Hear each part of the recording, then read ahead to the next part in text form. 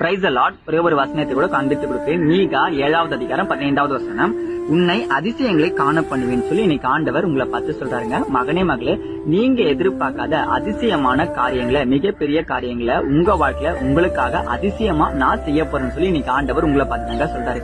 இன்னைக்கு உங்க வாழ்க்கையில பாத்தீங்கன்னா நீங்க கர்ப்பத்தின் கனிக்காக வெயிட் பண்ற பிள்ளைகளா இருக்கலாம். கல்யாணம் ஆகி 2 வருஷம் ஆகலாம், 3 வருஷம் ஆகலாம், 5 வருஷம் ஆகலாம். குழந்தையே பிறக்கலன்னு சுத்தி இருக்க ஜனங்களா உங்களை கேள்வி கேட்டு அசிங்கப்படுத்தலாம், அவமானப்படுத்தலாம், உங்களை ஏதாவது தப்பா கூட பேசலாங்க. ஆனா ஆண்டு சொல்றாரு, சீக்கிரத்துல உனக்கு ஒரு பொண்ணோ பையனோ பிறக்க போதுமா. மகனே மகளே, நீ கவலைப்படாத, நீ விசுவாசத்தை விட்டுறாது.